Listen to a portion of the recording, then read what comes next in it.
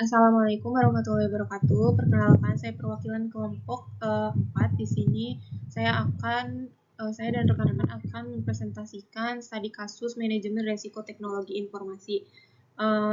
Kelompok 4 ini beranggotakan Nazwari Datul Aisyah, Puan Zahra Rabbani, Ririn Korina, dan Widya Harisma Ismailani. Pada slide ini, kelompok kita akan menjelaskan latar belakang studi kasus. PT Garuda Motor merupakan perusahaan manufaktur otomotif yang memproduksi spare part dan melakukan perakitan mobil. Perusahaan memiliki 3 pabrik di Cikarang, Karawang, dan Surabaya dengan kapasitas produksi sekitar 400 unit per tahun serta melayani OEM besar seperti Toyota dan Honda. Untuk meningkatkan efisiensi dan daya perusahaan, menjalankan program Smart Factory 2026 dengan mengintegrasikan sistem IT dan OT. Implementasinya mencakup ERP, SAP, S-4 HANA, Manufacturing Execution System atau MES, serta sekitar 1.200 sensor IoT yang digunakan di seluruh lini produksi. Namun, demi mengejar target, penyelesaian proyek implementasi network segmentation antara jaringan IT dan OT ditunda. Keputusan ini menyebabkan kedua jaringan tidak terisolasi dengan baik, sehingga membuka celah keamanan. Kondisi tersebut kemudian menjadi faktor utama yang memicu terjadinya insiden ransomware yang akan dibahas pada pembahasan berikutnya.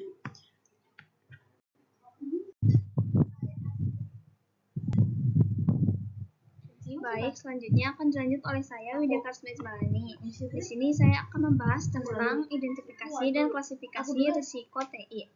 Terdapat 6 risiko TI utama yang teridentifikasi pada studi kasus ini.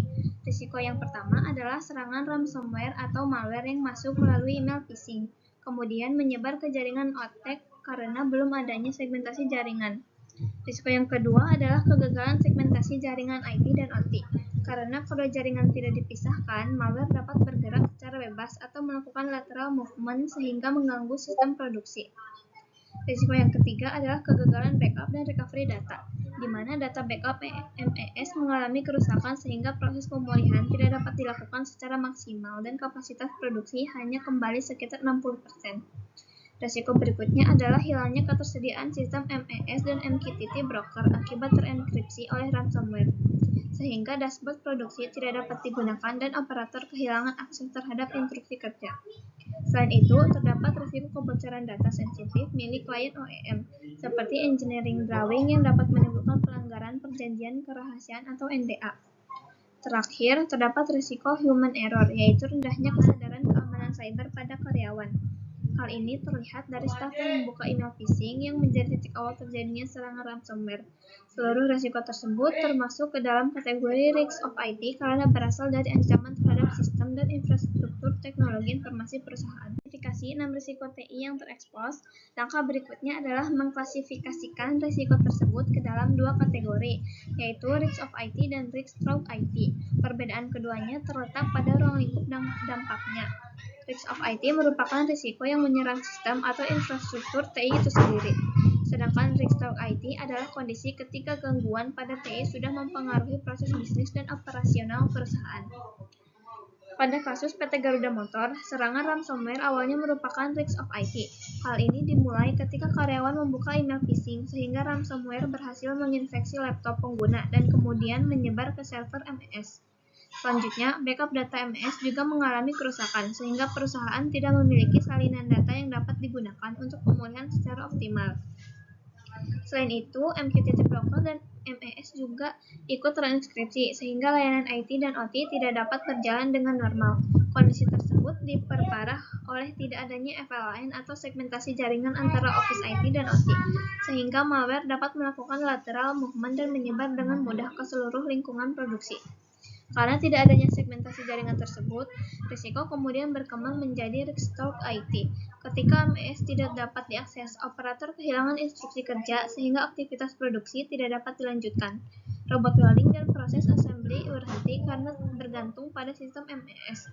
Dashboard produksi juga tidak dapat digunakan untuk memantau proses produksi, yang menyebabkan downtime selama sekitar 4-5 hari dan mengakibatkan kehilangan produksi sekitar 5.200 unit kendaraan. Dampaknya tidak hanya berhenti pada operasional. Data engineering drawing milik klien OEM seperti Toyota dan Honda ikut terenkripsi, sehingga perusahaan mengalami kerugian finansial sekitar 62 miliar, ditambah penalti sekitar 400 juta, serta potensi gugatan akibat pelanggaran perjanjian kerahasiaan atau NDA. Selain itu, berhentinya AGV atau Automated Guide Vessel di jalur evakuasi juga menimbulkan risiko terhadap keselamatan kerja atau aspek K3. Jadi dapat disimpulkan bahwa serangan ini berawal sebagai risks of IT karena hanya menyerang aset TI. Namun, akibat tidak adanya segmentasi antara jaringan IT dan OT, serangan tersebut berkembang menjadi risk threat IT karena memberikan dampak langsung terhadap operasional, keuangan, reputasi, dan keselamatan kerja perusahaan. Oke, selanjutnya akan dilanjutkan saya dengan Ririn Corina. Bagian saya di sini adalah Business Impact Analis atau BIA ya. Intinya di bagian ini kita mau lihat seberapa dasar dampak insiden ini terhadap bisnis. Kita nggak cuma lihat dari sisi uang apa aja, tapi juga dipetakan ke beberapa bidang lain. Yang kita hitung di sini adalah seandainya pabrik PT Garuda Motor berhenti operasi cuma 1 hari aja, kira-kira apa yang akan terjadi? Ada 5 bidang yang kita bahas, yaitu keuangan, supply chain, keselamatan kerja, reputasi, dan kepatuhan. Yang pertama itu ada keuangan. Kita dapat angka kehilangan produksi sekitar 1.155 unit per hari dengan kerugian sekitar 13,7 miliar per hari. Cara hitungnya sebenarnya sederhana, kita ambil dari total kerugian yang sudah terjadi di kasus kemarin, lalu kita rata-ratakan total produksi yang hilang itu 5.200 unit selama 4,5 hari downtime. Kalau dibagi ketemu di sekitar 1.155 unit per hari. Begitu juga kerugian 62 miliar kalau dibagi 4,5 hari jadi sekitar 13,7 miliar per hari. Yang penting digarisbawahi di sini yaitu kerugian ini sifatnya terus bertambah, bukan kerugian sekali kejadian lalu selesai. Jadi semakin lama pabrik tidak beroperasi, semakin menumpuk juga kerugiannya. Dan itu belum termasuk biaya pemulihan sistem serta biaya operasional darurat lainnya. Yang kedua itu ada supply chain. Dampaknya adalah keterlambatan pengiriman ke OEM. Dalam hal ini Toyota dan Honda sudah berpotensi kena penalti sesuai klausul SLA yang sudah disepakati. Ini penting dibahas karena posisi PT Garuda Motor sebagai supplier dalam rantai pasok otomotif cukup krusial. Industri otomotif biasanya memakai sistem just in time, jadi komponen harus sampai tepat waktu, tidak ada banyak stok cadangan. Jadi kalau ada keterlambatan dari pihak kita, dampaknya bisa langsung terasa ke lini produksi OEM juga. Tidak hanya berhenti di perusahaan kita saja. Yang ketiga itu ada keselamatan kerja. Ini menurut kami salah satu temuan yang paling penting untuk diperlihatkan meskipun tidak punya nilai finansial langsung. Saat insiden terjadi ada 2 unit AGV yang terhenti tepat di jalur evakuasi dan robot welding otomatis masuk ke mode keamanan safety mode. Ini terjadi karena saat tim IT mematikan seluruh jaringan untuk isolasi serangan, seluruh sistem kontrol otomatis ikut kehilangan instruksi dan berhenti di posisi masing-masing. Untungnya di kasus ini tidak ada korban, tapi resikonya tetap serius. Kalau seandainya bersamaan dengan itu ada kondisi darurat lain seperti kebakaran, jalur evakuasi yang terhalang bisa menghambat proses evakuasi karyawan. Yang keempat itu ada reputasi. Dampaknya Toyota dan Honda sampai mengeluarkan audit major finding ke PT Garuda Motor. Ini termasuk kategori temuan paling serius dalam audit kepatuhan di industri otomotif. Biasanya diberikan kalau ada kelemahan yang risikonya tinggi terhadap operasional atau keamanan data klien. Konsekuensinya bisa bermacam-macam, mulai dari turunnya rating sebagai supplier, terus kewajiban melakukan tindakan perbaikan, sampai yang paling berat, kontrak kerjasama tidak diperpanjang. Mengingat hubungan dengan OEM sebesar Toyota dan Honda biasanya bersifat jangka panjang. Dampak reputasi ini sebenarnya bisa jadi ancaman yang lebih besar dibanding kerugian finansial yang sudah terjadi. Yang kelima itu ada kepatuhan. Dampaknya data engineering drawing milik OEM ikut terenskripsi akibat serangan ransomware ini. Data tersebut termasuk dokumen rahasia yang dilindungi perjanjian NDA antara PT Garuda Motor dan kliennya. Resiko yang mungkin muncul adalah gugatan hukum atau pelanggaran NDA ditambah kemungkinan denda dari sisi regulasi perlindungan data. Bahkan pada kasus paling buruk, data yang dicuri bisa disebarkan oleh pelaku sebagai bentuk tekanan tambahan supaya tebusan dibayar. Dalam dunia keamanan cyber dikenal dengan istilah double extortion. Dari kelima bidang yang sudah saya bahas di sini, terlibat bahwa dampak insiden ini hanya soal kerugian finansial saja, tidak hanya soal kerugian finansial saja, tapi menyebar ke berbagai aspek bisnis lainnya, mulai dari gangguan rantai pasok, resiko keselamatan kerja, ancaman ke reputasi, sampai potensi pelanggaran hukum. Oleh karena itu, analisis biaya ini kami susun secara menyeluruh, supaya bisa jadi dasar yang kuat untuk menentukan prioritas mitigasi risiko di tahap berikutnya. Setelah tahu dampak harian lewat biaya, langkah berikutnya adalah mengukur ekspektasi kerugian dalam skala tahunan. Yang saya pakai di sini adalah rumus standar manajemen risiko TI, yaitu ALE sama dengan ARO dikali SLE. Rumus ini pendekatan kuantitatif yang umum dipakai untuk mengubah kerugian dari suatu insiden jadi estimasi kerugian rata-rata per tahun, supaya bisa dibandingkan secara apple to apple dengan biaya investasi keamanan yang juga sifatnya tahunan. Komponen SLE atau single loss expectancy adalah estimasi total kerugian dalam satu kali insiden penuh. Dari awal serangan sampai pemulihan selesai, kami menghitungnya dari 3 komponen. Yang pertama itu ada kerugian produksi sekitar 5.200 unit, setara sekitar 400 juta rupiah, dihitung dari nilai unit yang seharusnya bisa diproduksi dan dijual, tapi tidak terrealisasi akibat downtime. Yang kedua itu ada penalti OEM yang tidak dibayar sebesar 2 miliar rupiah akibat keterlambatan pengiriman komponen ke Toyota dan Honda sesuai klausul SLA yang sudah disepakati. Yang ketiga itu ada biaya recovery dan forensik sekitar 64,8 miliar. Komponen yang paling besar, bahkan melebihi kerugian produksi awal sebesar 62 miliar ini mengakumulasi biaya investigasi forensik digital, perbaikan sistem mesh dan server konsultan keamanan eksternal atau tim insiden response, sampai biaya operasional tambahan selama produksi dijalankan manual saat masa transisi. Kalau di total, nilai SLE yang kami pakai dalam perhitungan sekitar 64,8 miliar karena komponen recovery dan forensik ini yang paling dominan dan jadi basis utama. Yang komponen ARO-nya, komponen kedua atau annual rate of occurrence, yaitu estimasi frekuensi insiden serupa terjadi dalam 1 tahun. Kami memakai skenario high season dengan asumsi insiden berupa terjadi 1 kali dalam 3 tahun, pertimbangan tren ancaman cyber di industri manufaktur, riwayat insiden ini di perusahaan sejenis, tingkat kematangan sistem keamanan perusahaan, dan kompleksitas infrastruktur IT atau OT. Karena PT Garuda Motor belum punya network segmentation yang memadai, resiko insiden serupa ke depan tergolong cukup tinggi kalau tidak ada perbaikan. Dengan asumsi 1 kali dalam 3 tahun, ARO sama dengan 1/3 sama dengan 0,33. Hasil perhitungannya dengan SLE 64,8 miliar dan ARO 0,33, maka ALE sama dengan 0,33 dikali 64,8 miliar, hasilnya adalah 21 miliar per tahun. Artinya, secara statistik, kalau tidak ada perbaikan sama sekali pada sistem keamanan IT dan OT, perusahaan perlu mengalokasikan ekspektasi kerugian sebesar itu setiap tahun akibat resiko ransomware serupa. Angka ini bukan berarti tiap tahun pasti rugi segitu, tapi estimasi rata-rata kerugian jangka panjang kalau resiko ini dibiarkan tanpa mitigasi. Angka inilah yang jadi dasar keputusan investasi keamanan di roadmap berikutnya.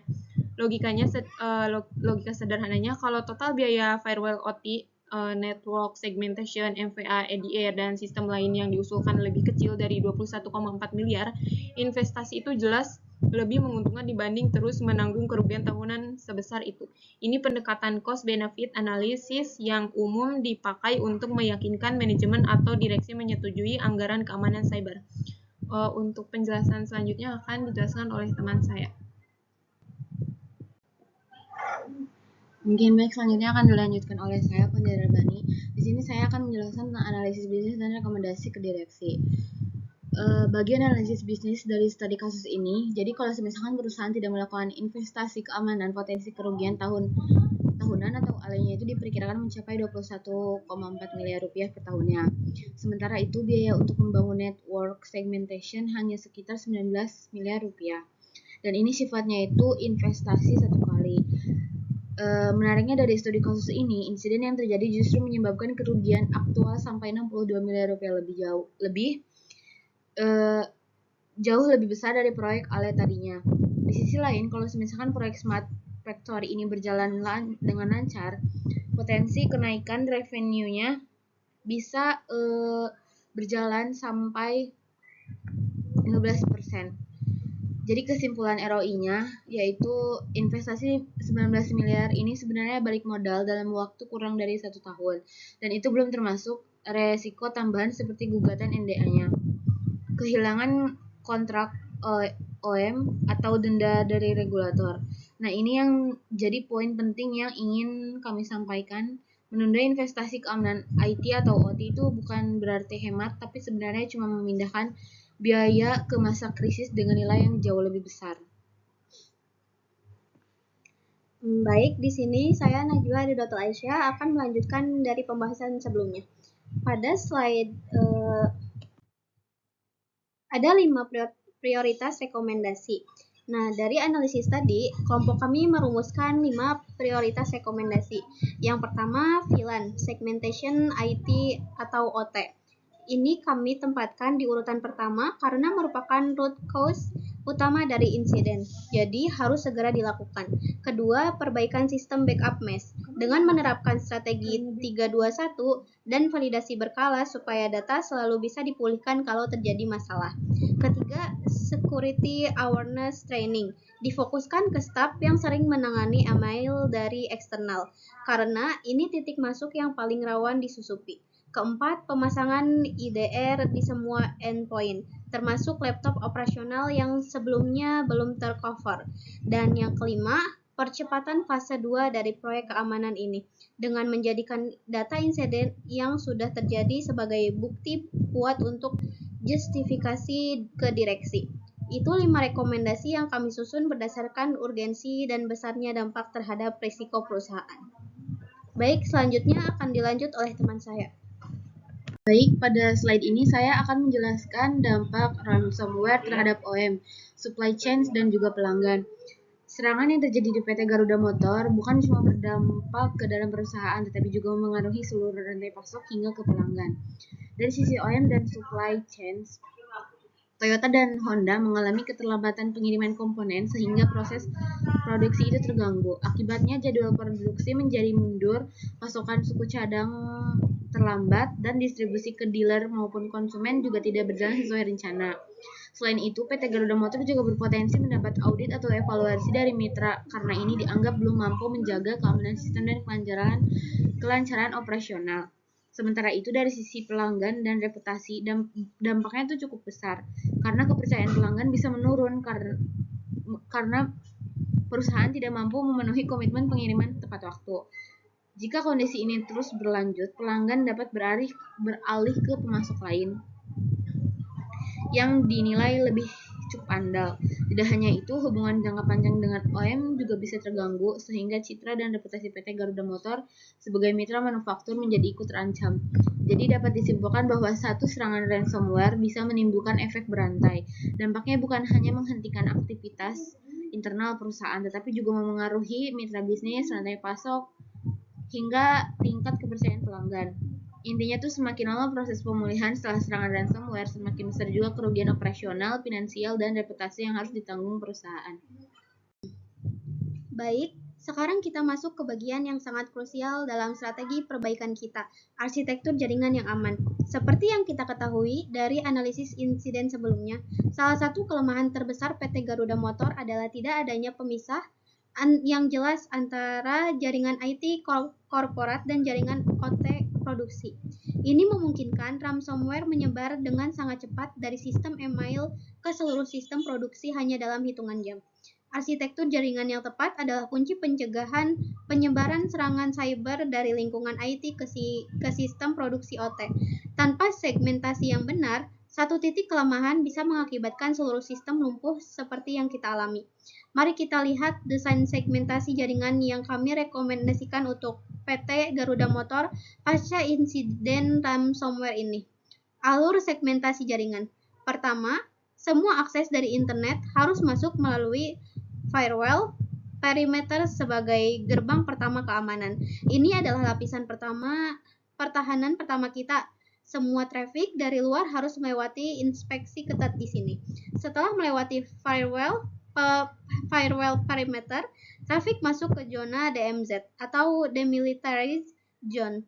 DMZ ini berisi layanan-layanan yang perlu diakses dari luar seperti MQTT broker untuk IoT dan web server untuk portal eksternal.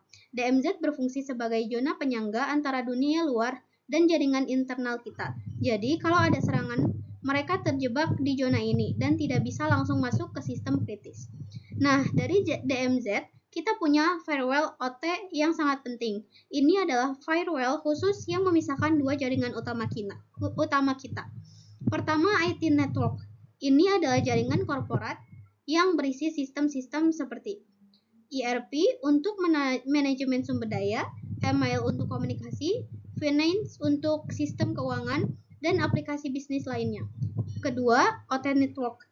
Ini adalah jaringan produksi yang berisi sistem-sistem operasional seperti MES, Manufacturing Execution System, PLC, Programmable Logic Controller yang mengontrol mesin, robot welding untuk proses produksi, AGV Automated Goods Vessel untuk logistik pabrik, IoT sensor untuk monitoring real time. Tujuan utama dari arsitektur ini mencegah serangan dari jaringan IT menyebar ke sistem produksi OT melalui isolasi dan kontrol akses berlapis. Konsep kuncinya adalah setiap lapisan memiliki kontrol akses ketat untuk mencegah lateral movement, yaitu pergerakan penyerangan dari satu zona ke zona lain. Jadi, kalau misalnya ada karyawan yang klik email phishing dan komputernya terinfeksi malware itu tidak bisa langsung melompat ke sistem produksi karena ada firewall OT yang memblokir. Setiap akses antar zona harus melalui wishlist. Artinya, hanya komunikasi yang sudah disetujui dan terdaftar yang boleh lewat. Semua yang lain otomatis diblokir. Ini adalah fondasi keamanan berlapis, defensi in-depth, yang akan melindungi aset produksi kita dari serangan serupa di masa depan. Dengan arsitektur ini, kita bisa memastikan bahwa insiden seperti yang terjadi bulan lalu tidak akan terulang lagi. Selanjutnya akan dilanjut oleh teman saya. Pada slide ini, saya akan menjelaskan strategi mitigasi risiko untuk mencegah terjadinya serangan cyber, seperti ransomware yang dialami oleh PT Garuda Motor. Strategi ini menggunakan pendekatan holistik yang terdiri dari 3 pilar utama, yaitu people, proses, dan teknologi. Ketiga aspek ini harus berjalan secara seimbang agar keamanan sistem dapat terjaga. Pertama, pada aspek people, perusahaan perlu memberikan security awareness training kepada seluruh karyawan agar mereka memahami ancaman cyber dan cara menghindarinya. Selain itu, dilakukan simulasi phishing secara berkala untuk melatih kewaspadaan karyawan terhadap email atau tautan yang mencurigakan. Kedua, pada aspek proses, perusahaan harus memiliki Incident Response Plan atau IRP sebagai panduan ketika terjadi insiden keamanan. Selain itu, diperlukan Disaster Recovery Plan atau DRP agar operasional dapat segera dipulihkan setelah terjadi gangguan. SOP untuk proses backup dan recovery juga harus divalidasi secara rutin agar dapat dipulihkan dengan baik jika terjadi serangan. Yang terakhir, pada aspek teknologi, perusahaan menerapkan keamanan berlapis, seperti penggunaan firewall untuk melindungi jaringan, network segmentation agar penyebaran serangan tidak meluas, multi-factor authentication atau MFA untuk meningkatkan keamanan akun, endpoint detection dan respon atau IDR untuk mendeteksi ancaman pada perangkat, serta SIEM yang berfungsi memantau dan menganalisis aktivitas keamanan secara real-time. Dengan menerapkan ketiga pilar tersebut secara bersamaan, perusahaan dapat mengurangi risiko serangan cyber dan meningkatkan ketahanan sistem informasi. Jadi intinya, keamanan cyber bukan hanya tanggung jawab teknologi, tetapi juga bergantung pada kesiapan orang dan proses yang diterapkan di dalam perusahaan. Baik, akan dilanjut oleh saya. Di sini saya akan membahas tentang roadmap perbaikan yang dibagi ke dalam 3 fase waktu, 30, 60, 9 hari dihitung sejak insiden ransomware terjadi.